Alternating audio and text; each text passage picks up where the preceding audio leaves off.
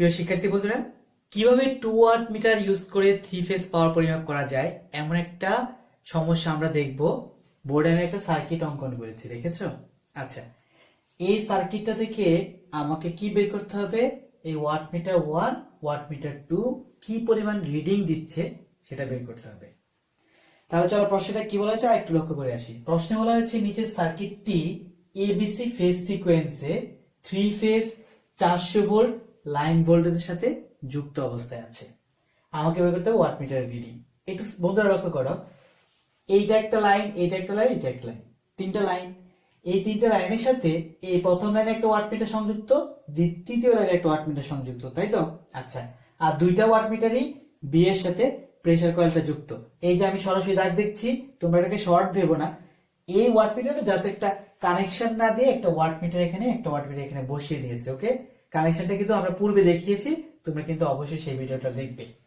আচ্ছা, এখন লক্ষ্য করো, এখানে যদি আমি বের করতে চাই কি করতে হবে? এখান দিয়ে যে কারেন্টটা যাচ্ছে, এখানে কারেন্টের নাম আমি বলতে পারি আই।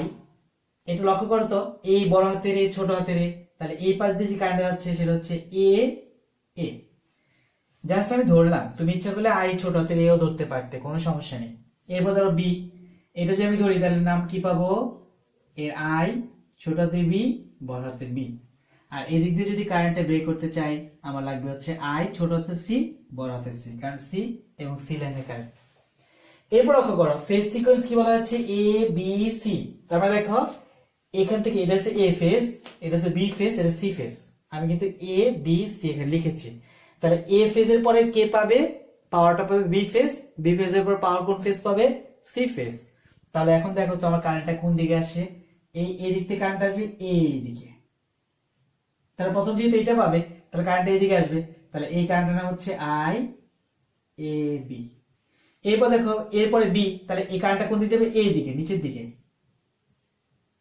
আর এই নিচের দিকে যদি যায় কারেন্টটা, তাহলে তার নাম কি পাবো? আমি তার নাম পাবো আই বি সি।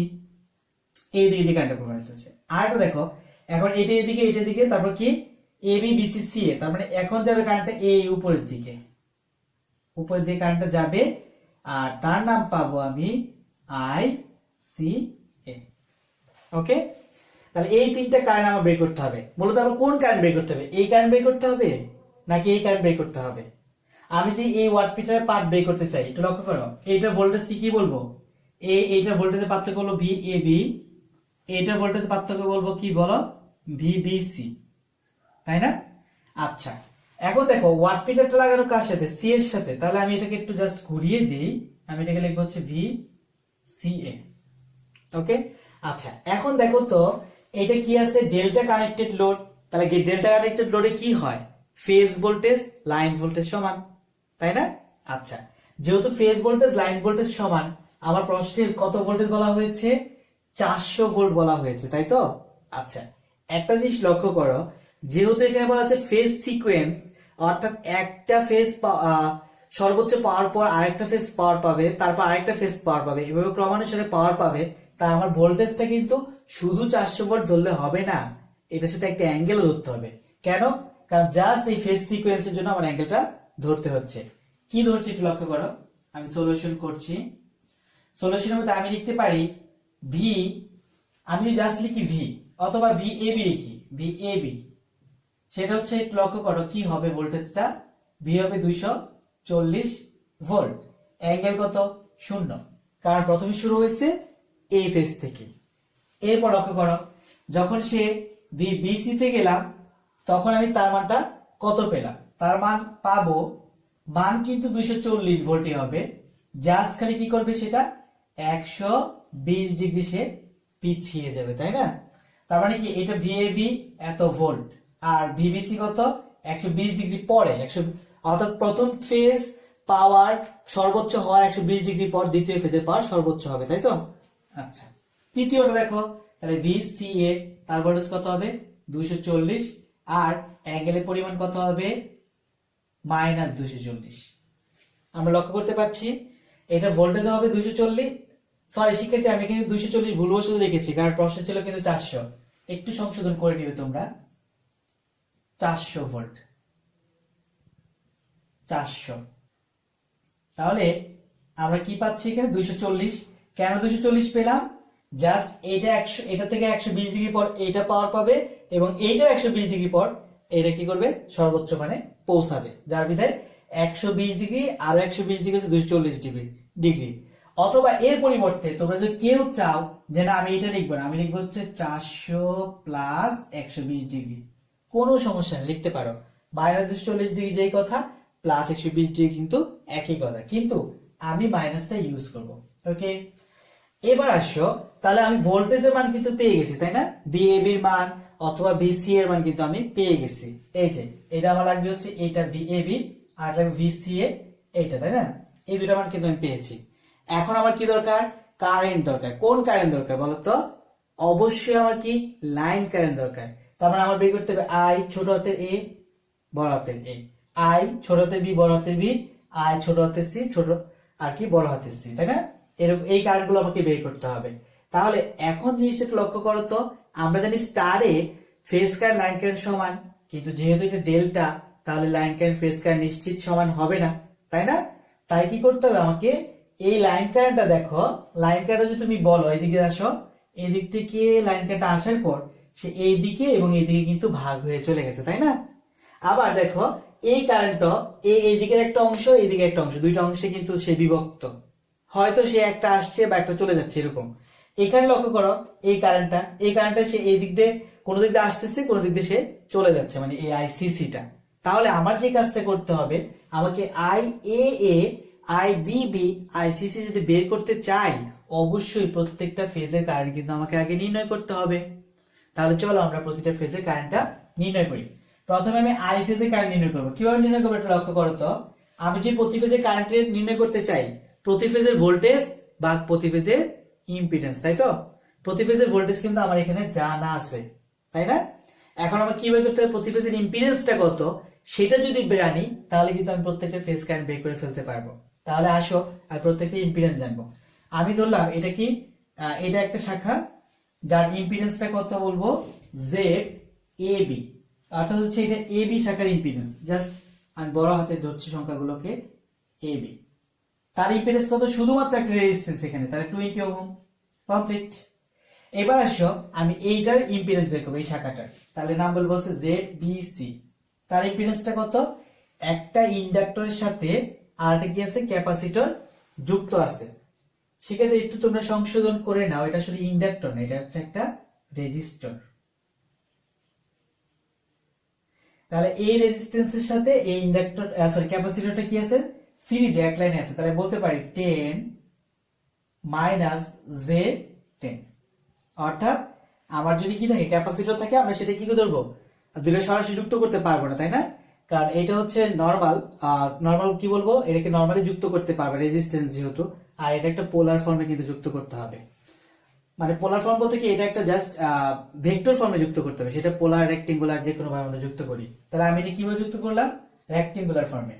এখন এটাকে পোলার করলে আমি পোলার করে নিতে পারি। পোলার করলে কি হবে, এটা পোলার করলে মান পাবো 14.14 আর অ্যাঙ্গেল পাবো -45 ডিগ্রি। ওকে, এরপর আসো এই শাখা। তাহলে আমি ZCA শাখার ইম্পিডেন্স বের করি, ZCA। তার ইম্পিডেন্সটা কি বের করব, আর রেজিস্ট্যান্স হচ্ছে 12 আর ইন্ডাক্টেন্স যেহেতু তাহলে প্লাস হবে এবং সেই মানটা কত হবে, 5। এখন টোটাল যদি আমি ক্যালকুলেশন করি, তাহলে এর মানটা পাবো 13। ওকে, আর অ্যাঙ্গেলটা কত পাবো, যেহেতু এখানে যেটা পজিটিভ তাই অ্যাঙ্গেলটার মান কত পাবো, আমরা পজিটিভ পাবো। এর মান পাবো 22.62 ডিগ্রি। তাহলে সেক্ষেত্রে আমরা এই কারেন্টগুলো বের করি। প্রথম বের করবো হচ্ছে আইএবি। আইএবি কি বলবো, আইএবি বলতে কোনটা কি বলছে, এইটা, তাই না? তাহলে এটা যে বের করতে চাই আমি লিখতে পারি ফেজ ভোল্টেজ লাইন ভোল্টেজ এখানে সমান। তাহলে বলবো ভিএবি বাই তার রেজিস্ট্যান্স বা ইম্পিডেন্স জেড এবি।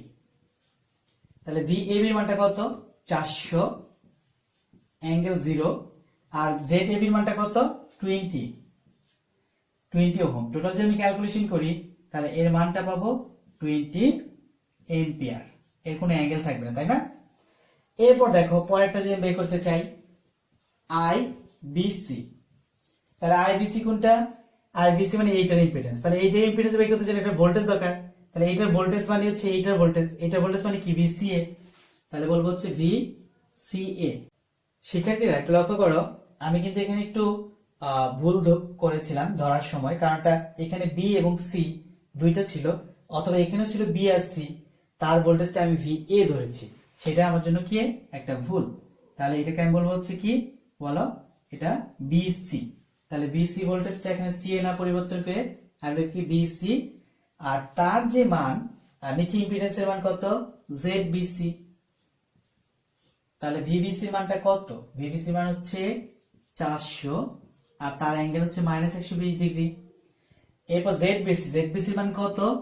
14.14, আর তার অ্যাঙ্গেল হচ্ছে -45 ডিগ্রি। এখন যদি তুমি টোটাল ক্যালকুলেশন করে এটাকে এটা ভাগ দাও, তার মান পাবে 28.29, আর এর অ্যাঙ্গেলটা কত হবে? এইটা কিন্তু 120 ডিগ্রির সাথে এটা যেহেতু মাইনাস আছে তাহলে কি হবে? প্লাস হবে। তার মানে আমি বলতে যাচ্ছি -120 ডিগ্রি মাইনাস, মানে এটাতে অ্যাঙ্গেল ভাগের সময় তো কি হবে? বিয়োগ হবে না? তাহলে বিয়োগ হলো, তাই তো? তাহলে বিয়োগ যদি হয় তাহলে -120 ডিগ্রি মাইনাস হচ্ছে plus 45 degree equals to -75 degree. তার মানে ক্যালকুলেশন করে মান পাবো -75 ডিগ্রি।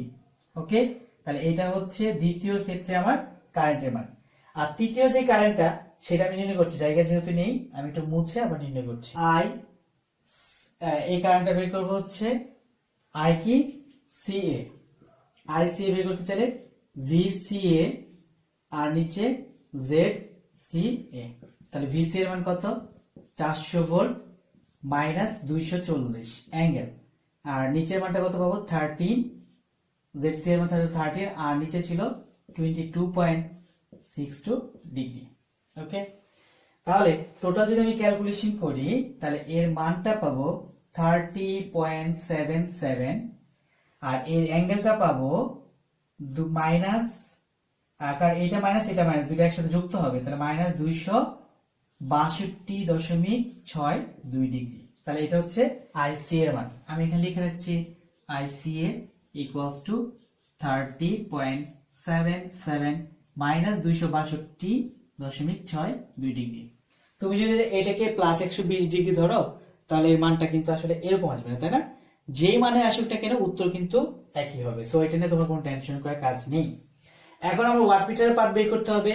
তাহলে ওয়াটমিটারের পার্ট বের করতে হলে একটা জিনিস লক্ষ্য করো, আমার কিন্তু দরকার I A, I B, I C.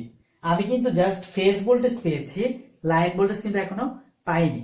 তাহলে আমার লাইন ভোল্টেজ কোনটা আর কোনটা লাগবে? আমার এইটা লাইন ভোল্টেজ লাগবে, এইটা লাইন ভোল্টেজ লাগবে। এইটা লাইন ভোল্টেজ আমার আপাতত লাগছে না, তাই না? তাহলে শিক্ষার্থীরা একটু লক্ষ্য করো, আমি যদি এই বিন্দুতে কেসিএল অ্যাপ্লাই করি তাহলে কি মান পাবো? আমি লিখছি অ্যাপ্লাই KCL at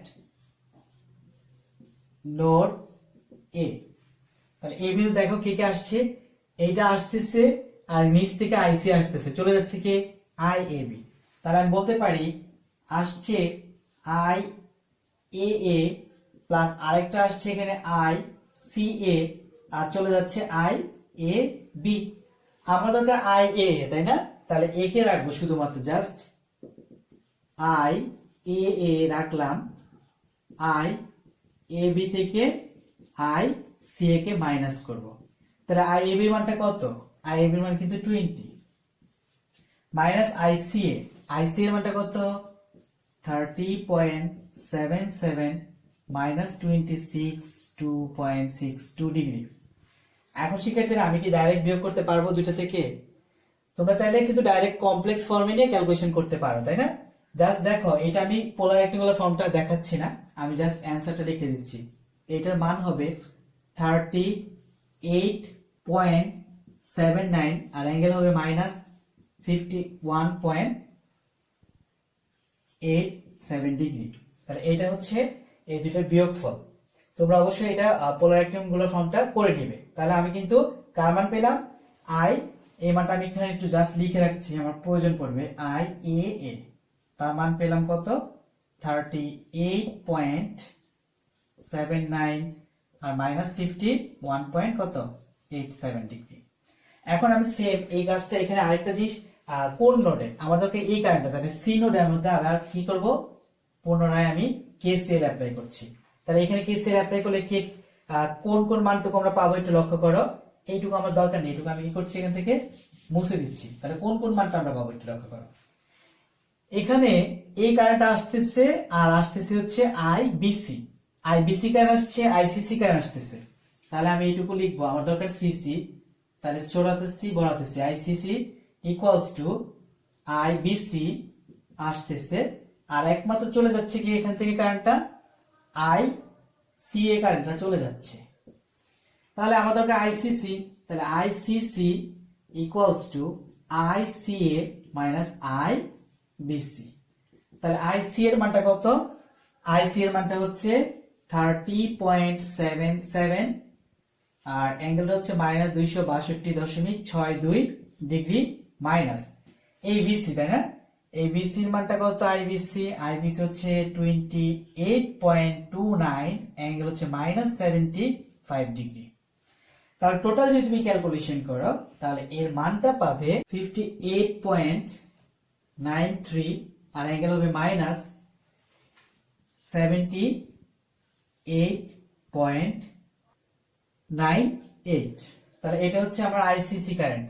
তাহলে আইসিসিও পেয়ে গেলাম, আর কি পেলাম আমরা, আমাদের হচ্ছে এটা পেলাম, এটা পেলাম, অর্থাৎ যে দুইটা ওয়াটমিটার লাগানো আছে যেই দুইটা লাইনের সাথে সেই দুইটা কারেন্ট আমি বের করতে পারছি, তাই না? অর্থাৎ হচ্ছে আমি কারেন্ট কয়েলে যে কারেন্টটা সেটা কিন্তু নির্ণয় করে ফেললাম। এখন আমি W1 W2 মানটা নির্ণয় করে ফেলবো। W1 এর রিডিং কি পাবো, VAB into IAA into cos 30 degree, কি বলবো এটাকে, মাইনাস, প্রথমটা হচ্ছে প্লাসের, প্লাস কত ডিগ্রি, 30 প্লাস 5টা কত দেখো, IA কারেন্টের 5টা কত, -51 না? তাহলে যদি এখানে প্লাস আছে তাহলে ডাইরেক্ট আমি কি বসিয়ে দিলাম, মাইনাস বসাই দিব। আমি এখানে প্লাস আগে 5 লিখি, পরের লাইনে বসাই, দেখো।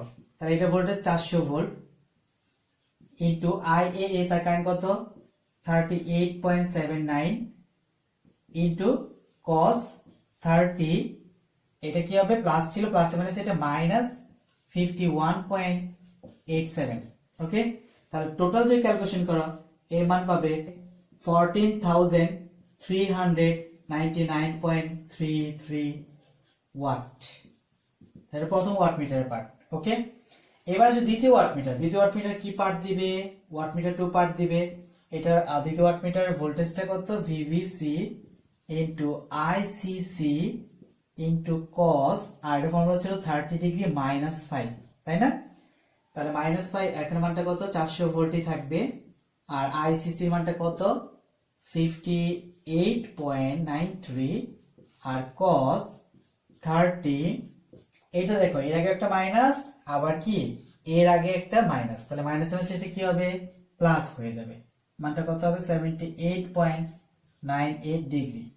তা টোটাল ক্যালকুলেশন করলে পাবো এর মানটা হচ্ছে -7,666.51 ওয়াট। তাহলে এটাই হচ্ছে আমার ওয়াট মিটার দুইটার রিডিং এর মান, এই একটা মান, এই একটা মান।